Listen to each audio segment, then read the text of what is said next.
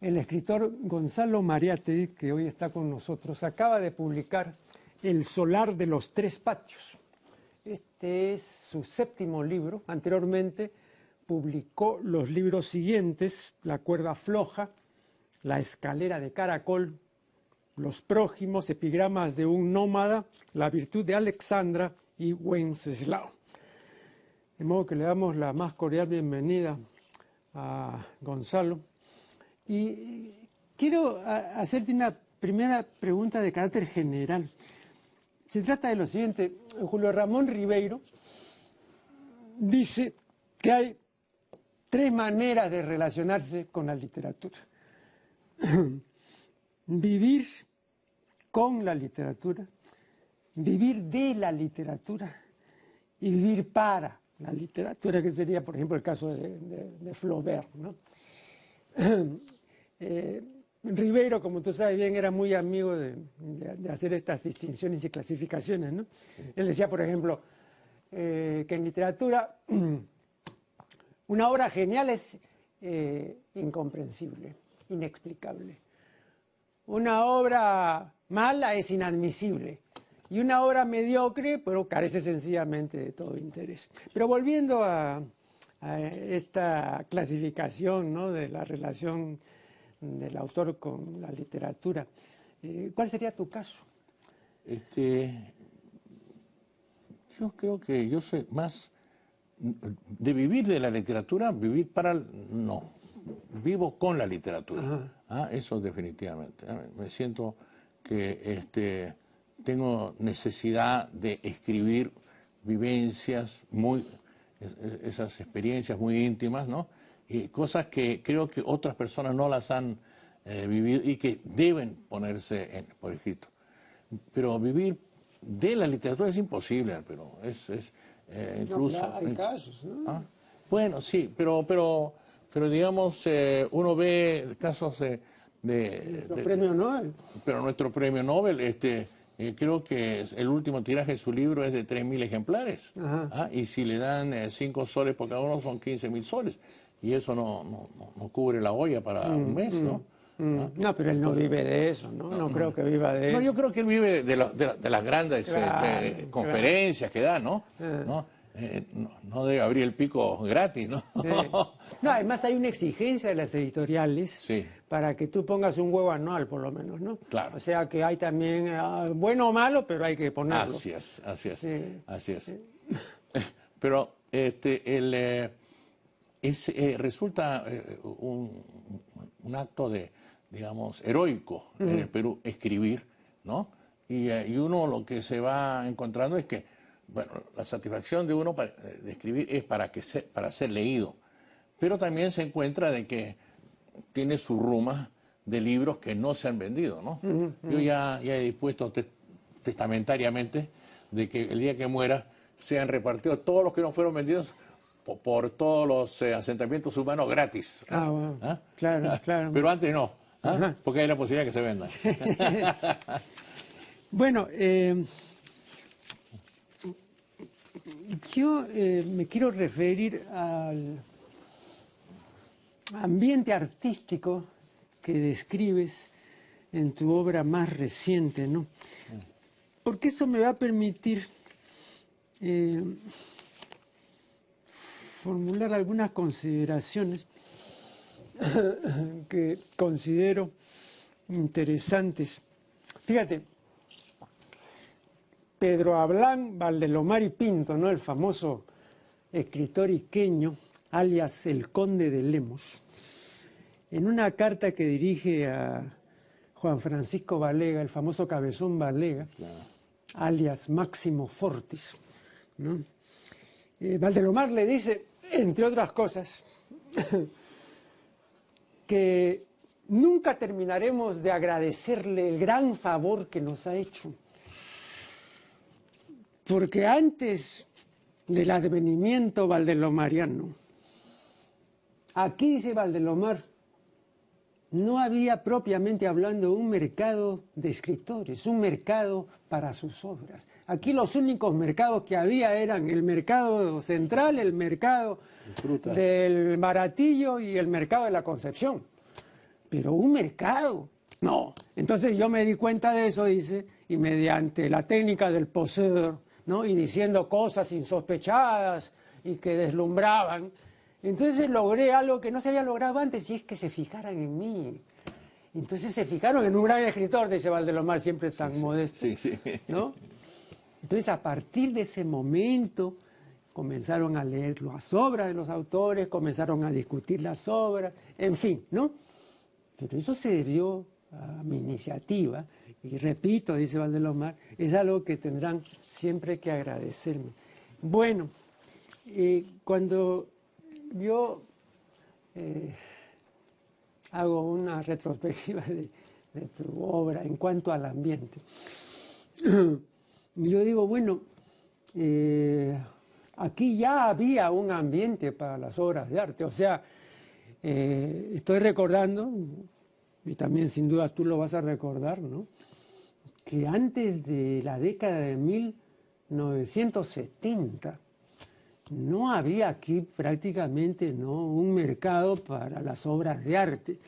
Y yo recuerdo, por ejemplo, haber entrevistado en este mismo canal, en nuestro programa, a Ivonne Briceño, que tenía a su cargo una galería pequeña, pero muy activa, ¿no? Y eran las pocas galerías que había en Lima, ¿no? Creo que ya no funcionaba la del Instituto de Arte Contemporáneo, me parece, ya no.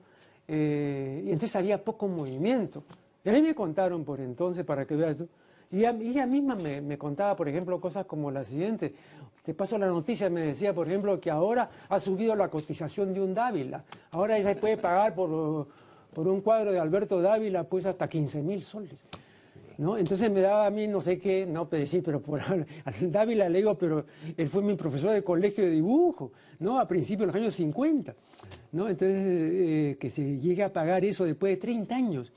Entonces recordé al punto, y creo que no sé si lo comenté, pero bueno, recordé que cuando yo entrevisté en el año 72 a Tilsa, ¿no?, me causó muy grata impresión, al margen de su obra, ¿no?, que sin duda es valiosa. Y recuerdo, ¿no?, que ella me contaba y me decía, mi marchand es Reinaldo Luza, ¿no? Y fíjese lo que me ha dicho, ¿no? Oye, Tilsa, le ha dicho, ¿tú te consideras menos que Guayasamín? Entonces, ¿por qué no vas a cobrar lo que te estoy diciendo que cobres? Guayasamín por cualquier cosita te cobra $50.000 para arriba. Y tú estás tan temerosa de que te parece mucho. No, cobra también. Oye, tú eres menos que Guayasamín. Entonces, para los artistas nacionales, pues no era pues casi un atrevimiento, ¿no?, cobrar precios internacionales, ¿no? Así es. ¿No? Entonces se consideraban menos, no sé. Y esa era la situación, repito, claramente hasta los años 70. Entonces, en resumen, lo que quiero manifestarte es si es correcta mi apreciación de que ese ambiente artístico, principalmente limeño, ¿no?, corresponde a una época posterior a la década del 70 o es anterior, ¿cómo es? No, definitivamente ese ambiente es anterior. Allá por los años 50 surge una galería San Marcos, que el doctor Tello, que de una oficina, de su oficina de abogado, él hace una galería, ¿no? Después viene la Galería Lima, que está al lado del Cine San Martín, ¿no?, que la puso Moncloa, ¿no? Y después aparece el IAC. Entonces, entonces los pintores no podían vivir de la pintura, eran muy pocos. Entonces nos encontramos que Juan Manuel Ugarte, que Ricardo Grau, que Pesacín, que Springet, todas estas grandes figuras eran profesores en la escuela porque de eso tenían que vivir, ¿no? Y otros vivían, digamos, de dibujantes en agencias publicitarias. Pero era muy limitado, era muy limitado. Y entonces, y con el final de los 60 ahí, digamos, con la desaparición, yo diría, de Cérvulo, digamos, se acaba la bohemia de la pintura en el Perú, de la gran bohemia. Y ya empiezan a surgir a mediados de los 70 nuevas galerías, ¿no? La Ivonne Briceño, la que yo puse, bueno, ya estaba la Galería 9 de gran prestigio, ¿no? Pero aún así, digamos, la Galería 715, pero aún así, digamos, habían más pintores que galerías, no se daban abasto, ¿no? Entonces, y eso es algo que está sucediendo hoy en día, de que hay 3 centros importantes, la ENSABAP, la Escuela Nacional Superior de Bellas Artes, ¿no? Y que es estatal. Después hay la Facultad de Arte de la Católica, ¿no? Y después otro más que se me va en este momento, Corriente Alterna, ¿no? Pero y aparte de las escuelas que hay en provincias. Entonces se están produciendo una gran cantidad de artistas, ¿no? Y que no pueden ser asumidos por el mercado nacional. Están indicando que debemos quedar acá, un alto en el camino y ya regresaremos.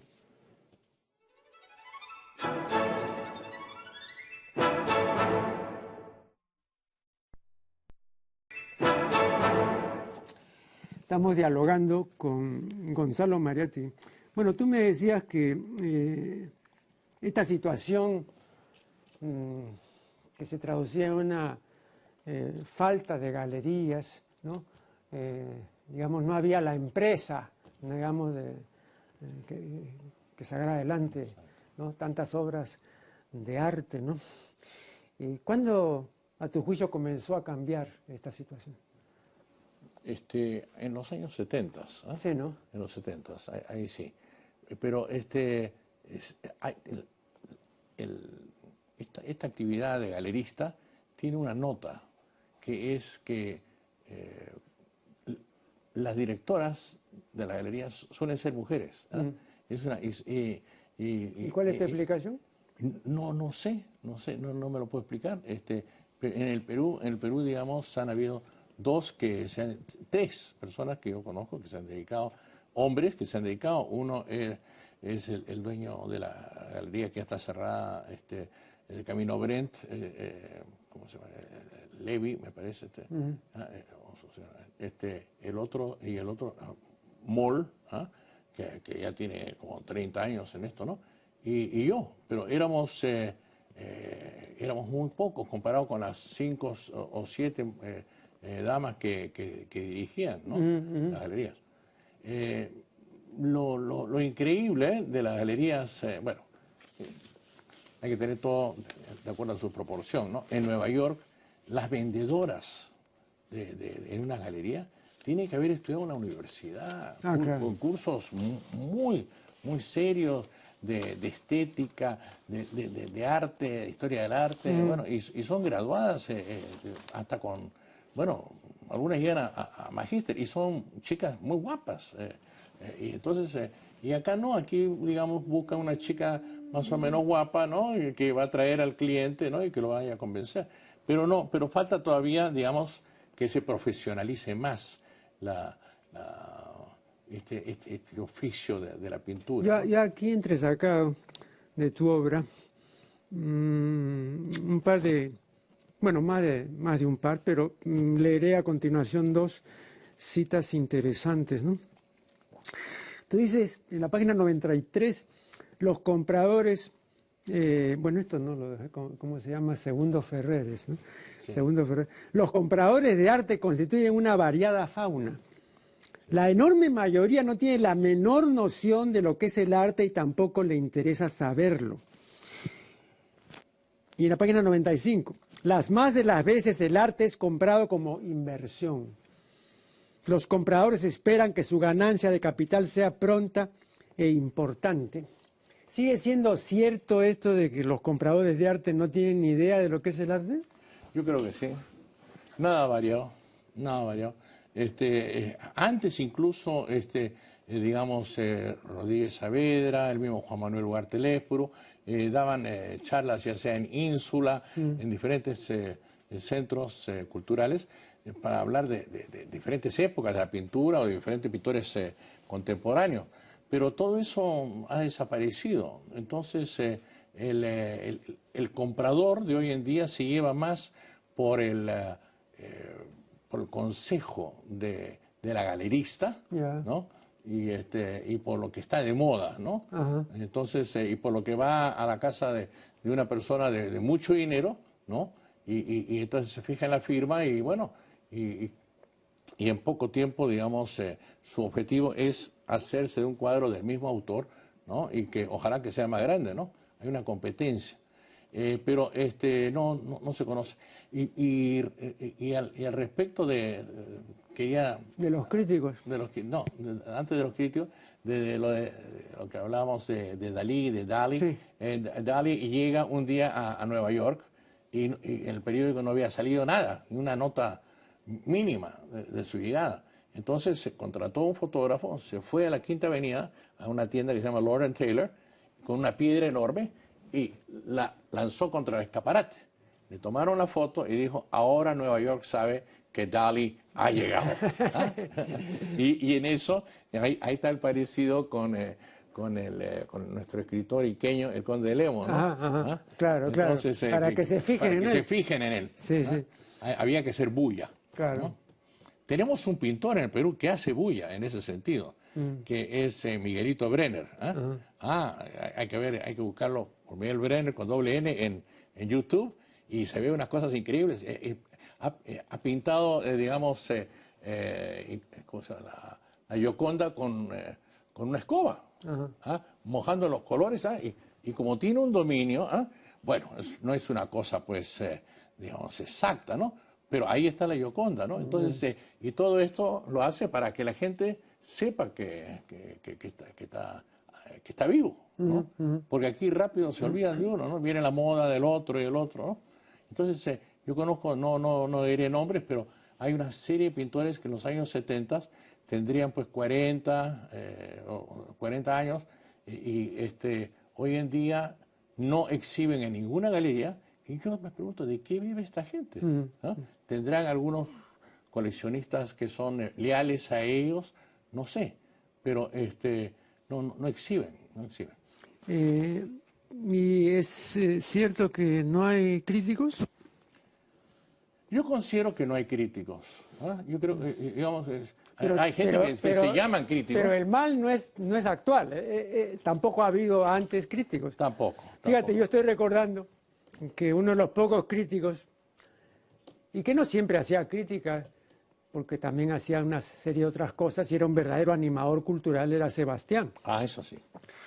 Pero aparte de Sebastián, antes de Sebastián hizo también en forma ocasional crítica de arte Carlos Raigada, y después también ocasionalmente, porque más bien su terreno es el de la dramaturgia, Edgardo Pérez Luna.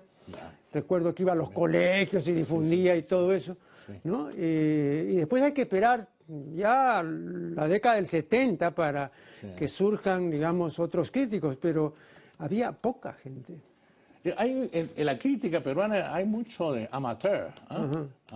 En el peor sentido. En el peor de los sentidos. No en el etimológico, el amante, ¿no?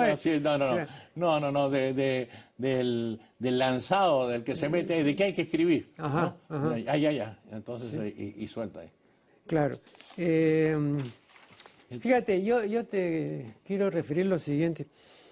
La primera vez que fui verdaderamente consciente de la desvirtuación y la comercialización del arte fue cuando asistí a una conferencia que ofreció en el Instituto de Arte Contemporáneo el pintor mexicano José Luis Cuevas en 1956. Yo acababa de salir del colegio.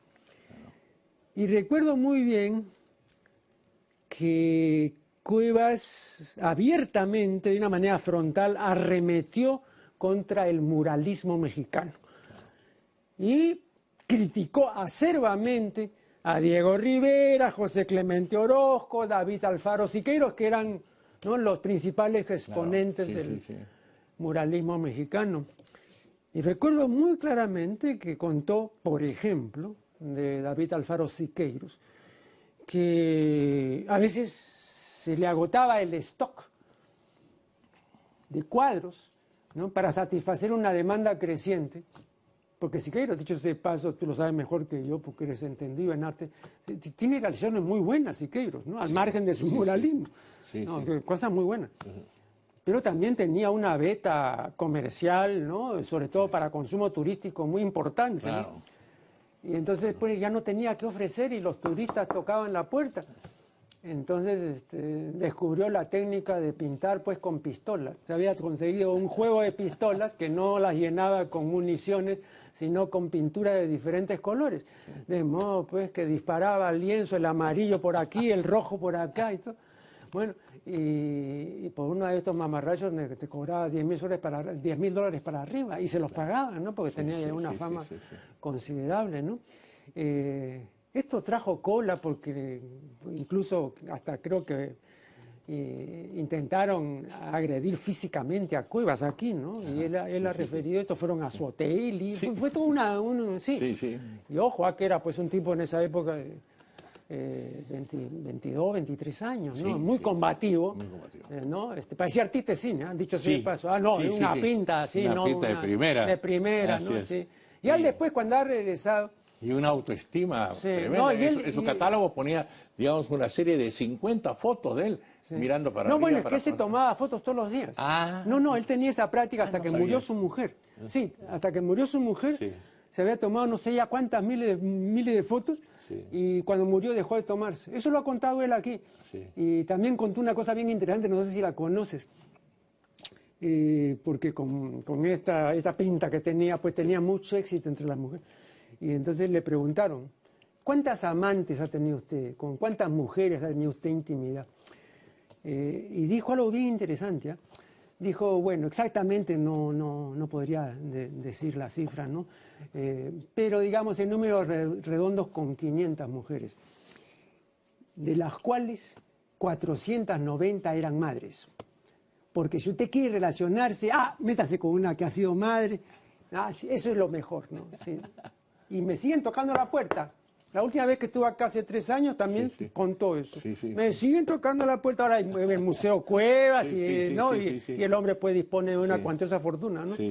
Pero él dijo eso y me parece muy exacto. De 500, 490 son madres. No, como una que nació madre, no, deseo perder el tiempo. Será con una nueva pausa y ya regresaremos.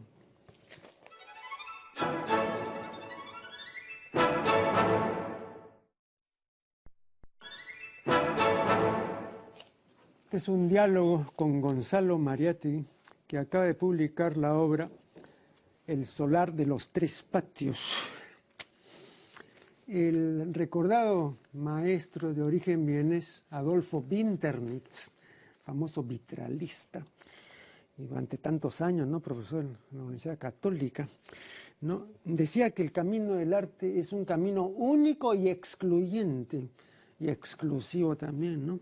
Y que el que se va a dedicar en serio al arte tiene que abandonar familia, amigos, conocidos, compañeros, solamente el arte.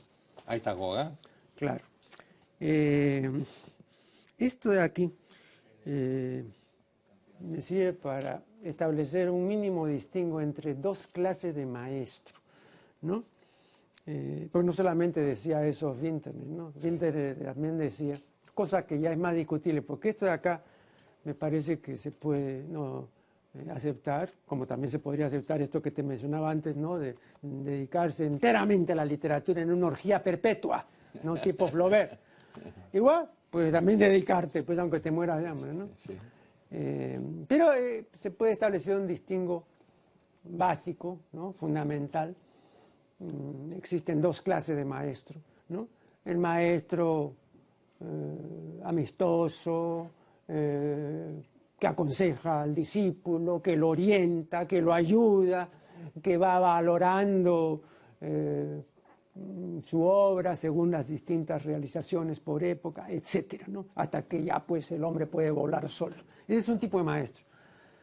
Y luego está el otro maestro, ¿no? Generalmente inaccesible, huraño, hosco, ¿no? Que no ayuda al discípulo, que le hace recordar mucho al maestro de la Edad Media, que ese es un criterio típico de maestro, es un maestro de la Edad Media, ¿no? Que no lo aconseja, que nunca le va a comunicar ningún secreto, etc. Bueno, eso es otro tipo de maestro, ¿no? Entre los maestros de la encuadernación ha habido mucho de este segundo tipo. Sí. Yo recuerdo perfectamente al hijo del famoso encuadernador Díaz. El padre había ganado premios en la época de Leguía y era un famoso encuadernador de entonces. Y una parte muy valiosa y estimada en las encuadernaciones es el dorado. Y generalmente los grandes maestros lo hacen en las noches. Y entonces me contaba el hijo que el padre tenía pues una especie de altillo ahí, ¿no? Una cosa muy reservada, muy aparte, donde a partir de las 10 de la noche doraba los libros. Entonces el hijo, queriendo ver cómo lo hacía y todo, entonces lograba ingresar, ¿no? Para ver cómo doraba. Y parecerá increíble, pero es absolutamente cierto que el padre, al ver que había entrado su hijo para ver cómo doraba, apagaba la luz y le dice: ya te largas, fuera. Jamás le enseñó a orar. Entonces creo que esto es, digamos, es completa. No. Yo creo que no es. Es como si tú dijeras que el decimista antiguo que se hacía enterrar con su cuadernito de décimas para que nadie la, ¿no? Sí. Era por... No. Yo creo que hay otra explicación. ¿No? Simplemente contrapongo estas dos clases de maestros. Sí. El maestro que está abierto, sí, ¿no? Y que brinda el apoyo a todo el que quiera realmente en serio, sí, asumir el arte, y el maestro que no brinda ningún apoyo, ¿no? Sí. Entonces, claro que en el caso de Winternitz, él agregaba algo que ya es mucho más discutible, ¿no? Pero también se ha dicho, y se ha dicho más de una vez, ¿no? Y es que el verdadero artista tiene una marca. Según Winternitz es algo que sobresale en el rostro, ¿no? Y Natalia Higuíñez, que es una pintora y que ha contado esto, decía: pero yo no tengo nada que sobresalga en mi rostro, yo soy ñata, ¿no? Yo no tengo nada especial, no tengo ninguna marca, y sin embargo me gusta el arte y lo practico, ¿no? Pero para él tienen ahí, ¿no? un signo, una señal, ¿no? Y eso quiere decir que es artista, y si no tienes esa señal no eres artista, etcétera, ¿no? Bueno, tú, ¿por cuál de estos tipos, no sé, tienes alguna simpatía o crees que ambas posiciones son igualmente válidas? ¿La del maestro amigable, que ayude, etcétera, o la del maestro inaccesible? Yo me voy por el amigable, ¿no? Y he conocido a algunos que han sido muy accesibles, ¿no? Como el caso de Sabino Springet, ¿no? Uh-huh. Que era pues todos sus secretos se los daba a conocer a los alumnos.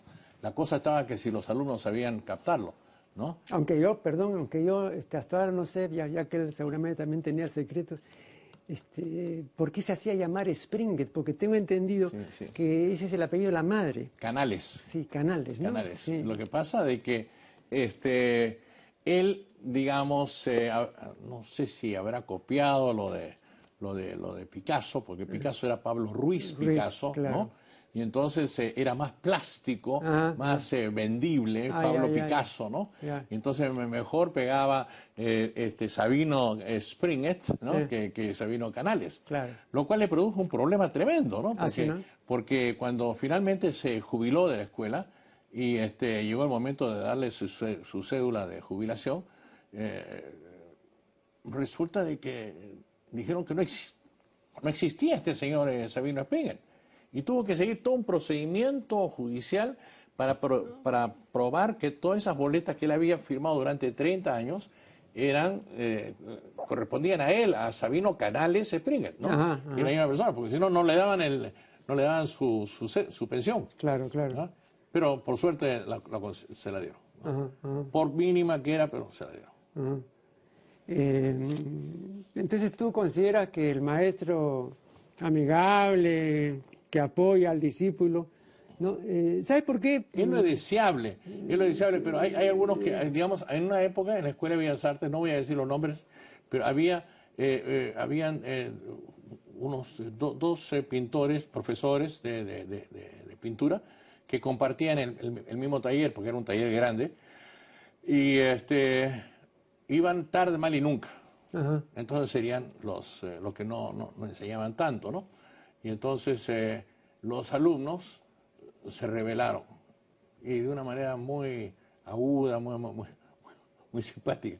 Pusieron un papel afuera, pegaron un papel afuera de la entrada del taller que decía taller de autodidactas. Ajá. Porque ellos mismos tenían que aprender por sí mismos. ¿Ah? Sin auxilio del maestro. Inmediatamente regresaron y llegaban, eran los primeros a llegar a la escuela y salir, ¿no? Ajá, Los dos profesores, ¿no? Taller de autodidactas. ¿no? Ajá, ajá. ¿Ah? Pero sí, en eso hay. En la pintura, como en todas estas cosas, las artes, hay muchas envidias y mezquindades. Oye, pero yo te voy a decir una cosa, Gonzalo. Te voy a llevar a un terreno que no tiene nada que ver con la pintura, pero que es un terreno al menos que yo conozco, que es el terreno de la gallística. Fíjate, una de las cosas de las que se cuidan mucho los criadores de gallos de riña es de no comunicar a nadie los secretos que ellos tienen para lograr sus excelentes productos, ¿no?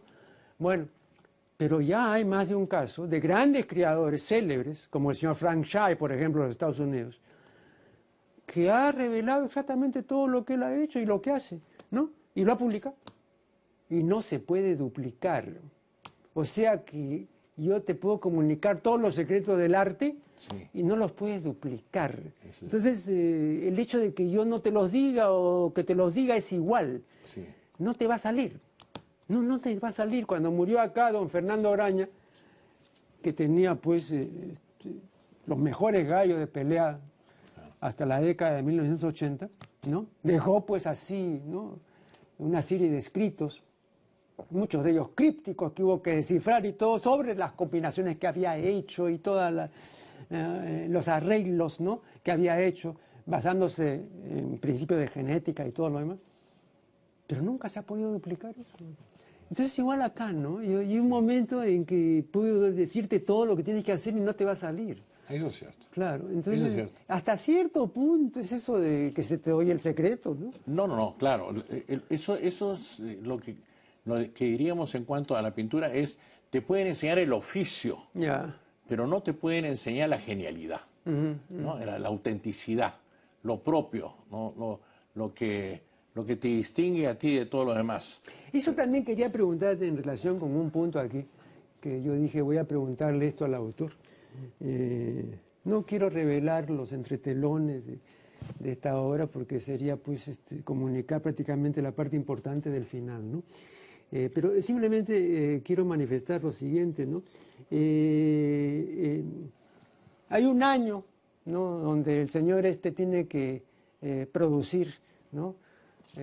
Los encargos que le da. Sí. Antequera, el director. Muy bien. Y bueno, describe muy bien los preparativos y todo lo demás, y las facilidades con las que va a trabajar, y el anacoretismo, ¿no? Ya un régimen completamente así de reclusión absoluta durante un año, pero luego vendrán pues una serie de bonanzas y de complacencias. Muy bien, pero yo me pregunto, ¿puede trabajar así un artista? O sea, tú me dirás, pero por favor, Marco Aurelio, los grandes maestros han trabajado por encargo, ¿no? O sea, pues el rey le dice y él no. Pero ¿hasta qué punto puede ser eso, no? No sé, vamos a dejar esto para que después me digas cuál es tu apreciación después del siguiente corte.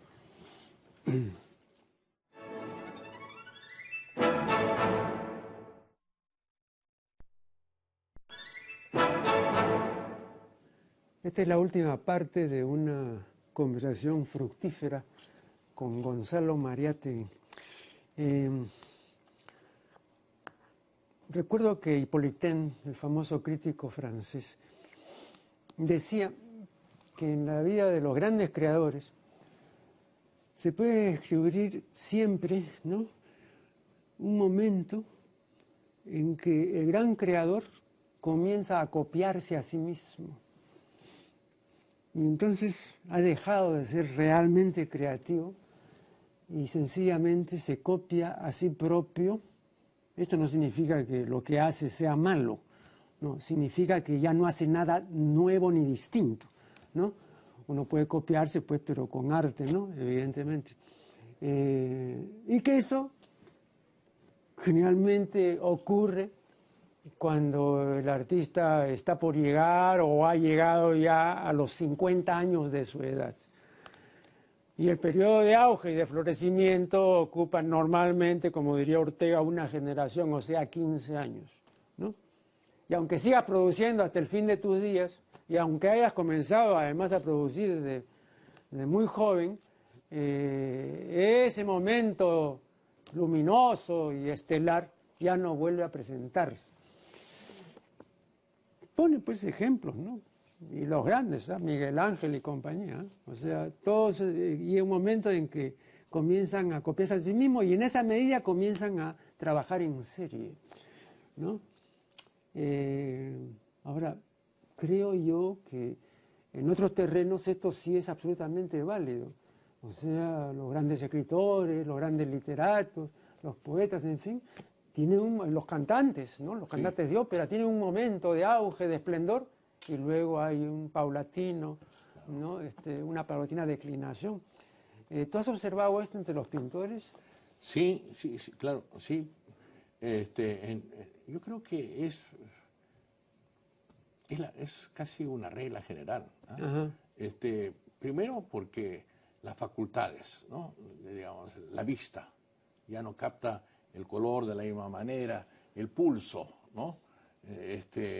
Y bueno, y dicen que con los años al pintor se le enfría la paleta. Yeah. Cuando es joven usa rojos, amarillos, no sé cuánto, ¿no? Y después vienen los azules, los grises, ¿no? Picasso al final bueno, él nunca fue de grandes colores encendidos, pero digamos eran colores tirando hacia lo frío, ¿no?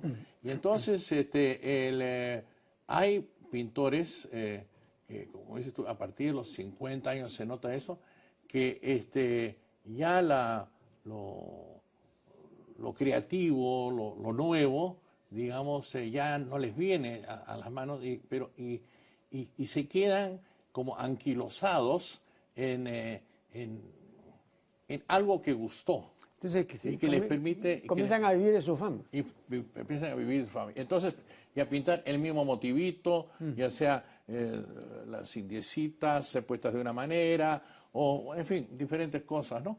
Pero no quiero decir porque voy a revelar quiénes son.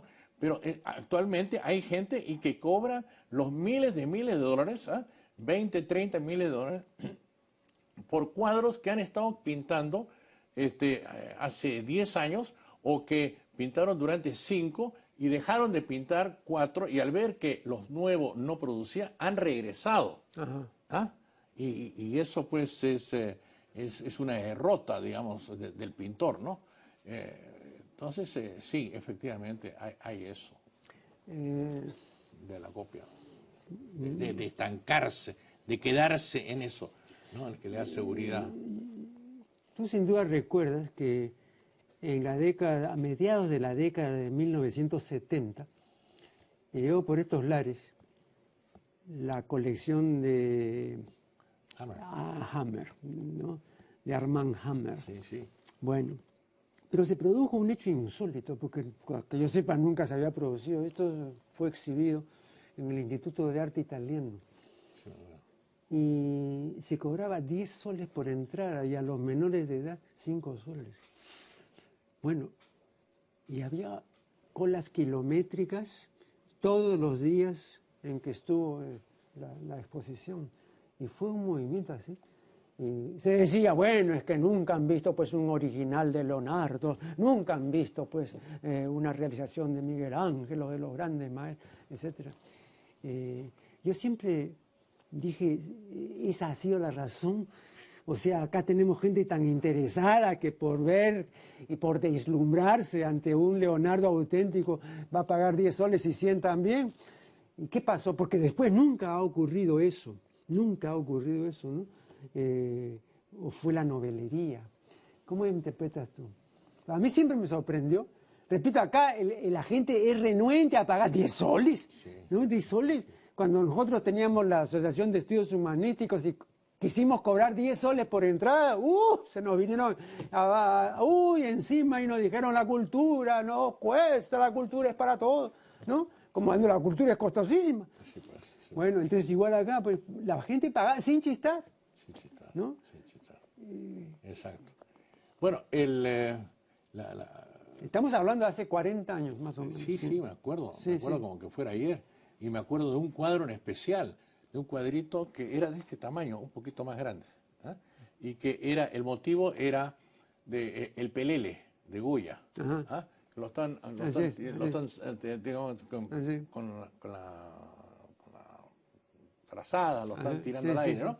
Entonces yo decía, yo me quedo con esto, y que se lleven todo lo demás. Esto vale más que todo lo demás. En fin, o sea, el tamaño no es lo importante en este caso. Y entonces resulta que la gente fue muy bien publicitada esa muestra. O sea, al público se le presentó como algo que nunca tendrían la oportunidad de volver a ver, ¿no? Pero sin embargo, es una cosa rara, efectivamente la gente... No, porque fíjate, todas las colecciones que sacan, por ejemplo, los diarios, ¿no? Últimamente han sacado otra vez una colección de los grandes pintores de todos los tiempos, ¿no? Recorte usted el cupón, pague solamente 15 soles y todo, y son ediciones de 2.000 o 3.000 ejemplares para una ciudad como esta que tiene 10 millones, y ellos saben que no van a poder vender ni 1.000. Sí, pues. Entonces compara esta situación ahora con la situación de hace 40 años, donde la gente tranquilamente, repito, pagaba 10 soles, que ahora es decir, sería más fácil sacarles el hígado pues sin anestesia, ¿no? Sí, pues. Sí, no. Sí. Ahí hay una diferencia. Un fenómeno raro fue ese, y que no se repitió. No. Porque después vino incluso el siglo de oro, que fue en esta casa donde estaba la España, el Instituto de España, español, el Centro Cultural, sí. Osambela, la casa Osambela, pues ahí estaban cuadros de Pacheco, del suegro de Velázquez, que en España es un pintor de tercera, pero un pintor de tercera en España es muy importante porque hay de quinta y de sexta también, son 500 años que vienen pintando. Pero había una serie de cuadros interesantísimos, y sin embargo los estudiantes, la gente metidos en la cosa pictórica fueron, pero no tuvo la pegada. Otra de las cosas también que por supuesto sin duda tú conoces porque eres una persona muy enterada al respecto, que ha ido descubriendo la crítica moderna, es las alteraciones y adulteraciones de famosos cuadros, ¿no? Yo, por ejemplo, la primera vez que me puse ya y me quedé pensativo fue, yo admiro mucho la Venus de Velázquez, ¿no? Sí. Pero resulta que los críticos dicen que esa Venus que está reflejada en el espejo, esa cara no es de Velázquez, esa no la había hecho Velázquez, está fuera de los cánones de... Bueno, y a mí siempre me había pedido me fijar en el cuerpo, pero está con un espejo. Y luego el Saturno de Goya, ¿no? Eso era un mural que luego lo pasaron al lienzo, pero como tenía mucho influjo, pues el poder eclesiástico en España, entonces taparon todo porque era, digamos, un Saturnity fálico, ¿no? Y aparece pues toda una negrura ahí, ¿no? Pues. Y eso fue en el traslado. Y así una serie de otras cosas. Luego el Coloso tampoco es de Goya, parece que también... ¿No te parece que estos son esclarecimientos significativos, ¿no? Muy. Lo que sucede es que en esa época pues se pintaba pues en taller, ¿no? Entonces, como no habían escuelas, se encargaba a los discípulos. Claro, se entraba de discípulo de un famoso pintor, y que, dicho sea de paso, también se ganaba su alguito, porque el padre tenía que pagarle. Y el muchacho entraba, digamos, primero con la escoba a limpiar, digamos, el taller, ¿no? Y después de X tiempo le decía, a ver, tráete ese papel y un carbón. A ver, interprétame esta manzana, ¿no? Entonces, por ahí lo tenía trabajando, ¿no? Pero pintura, nosotros tenemos pintores que en este momento no se ven el nombre de este pintor español que mandó muchos cuadros al Perú, ¿ah? Que era un pintor sevillano y que resulta de que llegó un momento que pasó de moda en Europa, pero en América por suerte no se habían enterado, o los precios eran asequibles. Y entonces él pintaba en taller. Entonces fulano de tal tenía a su cargo la ropa, sutano las manos, ¿ah? Y él pintaba la cara y daba unos toques, ¿ah? Pintaban en serie. Así, ¿ah? ¿no? Entonces un trabajo corporativo. Sí, corporativo. Entonces dicen, sí, esto es de fulano de tal, ¿no? Pero del maestro pero la mano no. ¿no? Entonces, y la ropa tampoco. Entonces, de eso tenía que vivir. Un caso, digamos, terrible que quiero traer a colación acá, es el caso digamos, de Rembrandt. Rembrandt, que fue un hombre que gozó de todo el reconocimiento y de todo el dinero y los aplausos. Y el mayor hacedor de autorretratos. Así es. ¿No? Creo que tiene no sé cuántos, 70 autorretratos. Ningún pintor tiene tanto autorretrato. No tiene tanto, sí. ¿No? Sí. Y entonces este hombre, con el correr de los años, pasó de moda. Pero todavía conservaba su oficio, todavía conservaba su creatividad. Y este hombre cayó en la pobreza más tremenda. ¿Ah? Y sin embargo, no era que había caído porque ya no pintaba bien, no, sino porque pasó de moda. ¿Ah? Entonces, yo me acuerdo que un día yo conversando con Juan Manuel Ugarte Lespero, le dije, Juan Manuel, en una entrevista que le hice yo para un blog, le dije, Juan Manuel, si tú tuvieras la posibilidad de entrar a un museo y robar un cuadro, ¿qué cuadro robarías? Entonces me dijo, el viejo de la Chalina María. Entonces me dijo que es uno de los últimos cuadros que pinta Rembrandt, autorretrato, con una chalina, ¿no? Y que se le ve en todo su dolor, en toda su decepción, en su pobreza física, económica, ¿no? Y entonces el hombre decepcionado, ¿no? ¿Ah? Sí, de todos los cuadros, ese sería el que yo robaría. ¿Ah? Gonzalo, me están indicando que debemos ya concluir. El tiempo es pues inexorable en televisión sobre todo. De modo que te agradezco muchísimo por tu voz y presencia. Y con ustedes será hasta el programa siguiente.